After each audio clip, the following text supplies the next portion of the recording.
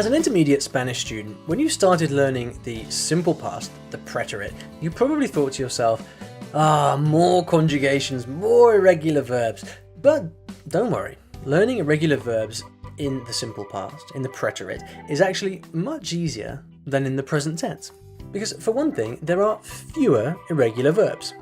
Believe me, it's true. So if you've managed to learn all those irregular verbs in the present tense, then conjugating them in the simple past will be as easy as pan comido, as they say in Spanish.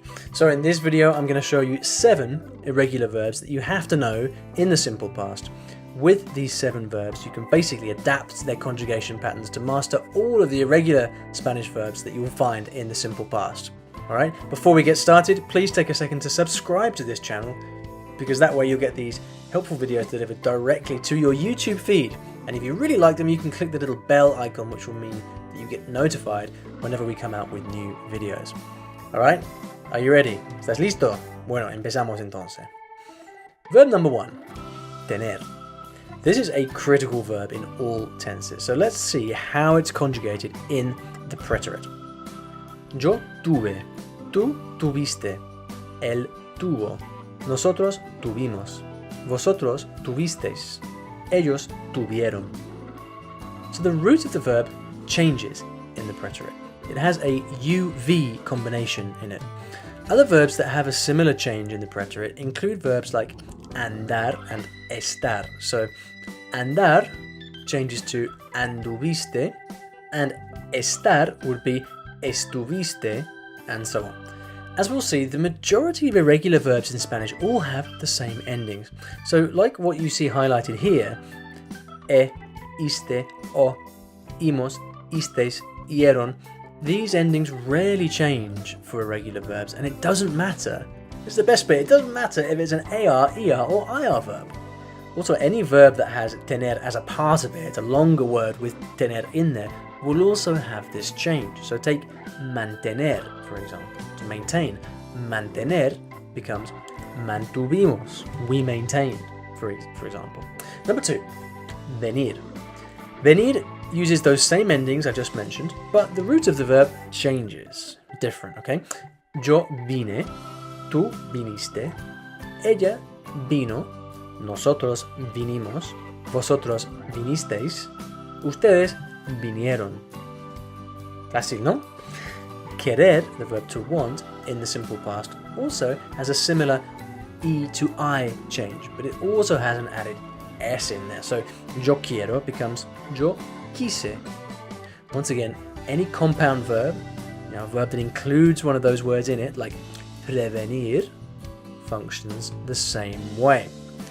Number 3, saber.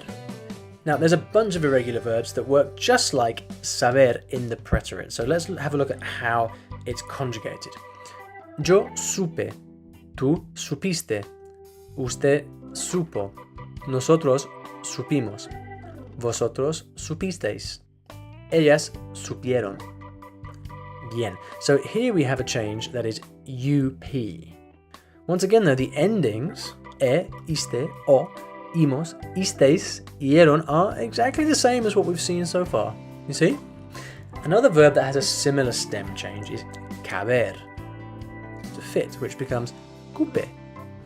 Poder and poner also share a similar pattern. So for poder, we just change the O to a U. Pude. And for poner, we change the O to a U. And also the N to an S, like this. Puse. Don't worry about trying to memorize these letter changes, just for you to recognize and be aware that they happen. Number 4, hacer. Now, hacer only has one sort of random change to it. Let's see. Yo hice, tú hiciste, él hizo, nosotros hicimos, vosotros hicisteis, ellos hicieron. Right. ¿Ves la Z? You see that the added Z, the Z in the third person singular? Él hizo. You see that there? Well, apart from that, the A changes to an I and the irregular verb endings remain exactly the same. Remember, compound verbs, so for example, rehacer, to do something again, deshacer, to undo, it all follows the same pattern. Verb number 5, número 5, decir. So up until this point, we've seen that the endings of irregular verbs in the simple past, they don't change, right? We've seen iste, o, imos, isteis, eron. Verbs like decir do have a slight change though in the third person plural when you're talking about them or they. So let's have a look. Yo dije, tú dijiste, ella dijo, nosotros dijimos, vosotros dijisteis, ellas dijeron. So any verb that ends in CIR, like decir or conducir, for example, follows this same pattern. Condujeron. The verb traer also follows this same pattern. So traer, trajeron. Number 6, dar. Now, dar isn't all that irregular, actually. It's just a bit backwards. Let's have a look at what I mean. Yo di, tú diste, él dio, nosotros dimos, vosotros disteis, ustedes dieron.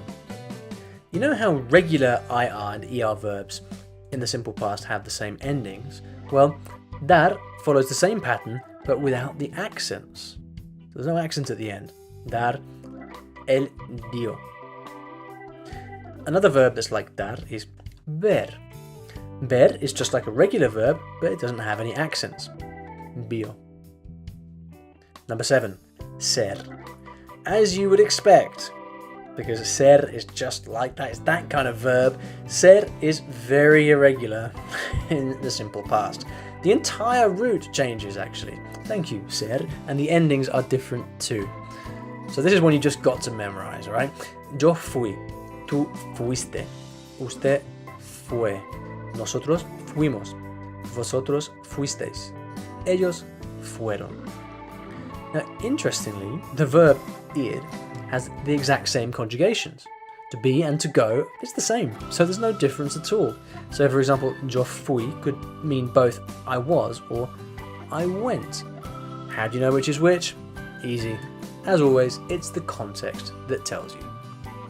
So here you have 7 critical irregular verbs. Tener, venir, saber, hacer, decir, dar, and ser. If you put time into learning these 7 verbs, this is the key to unlocking all of the other irregular verbs in Spanish. As ever, this is everything that we teach here at the Fluent Spanish Academy. You do not have to learn everything. You have to learn a very small amount, which then applies to so much else and unlocks the gates to progressing beyond intermediate Spanish through to those dizzy heights of advanced Spanish. That's how we do it. I hope you enjoyed this video. You see, it's not so difficult after all. If you have any other strategies to learn these kind of verb conjugations, especially the tricky ones in the simple past, let us know in the comments below. I hope you enjoyed this grammar lesson. Now, to download the full notes for this lesson, please click the link in the video description below, and that will take you to a page where you can sign up for our Spanish Vault and get free access to that and lots of other stuff. Now, if you'd like to test yourself on this grammar point, then check out the next video where we have a little quiz prepared for you. Otherwise, please subscribe to the channel y nos vemos en el próximo.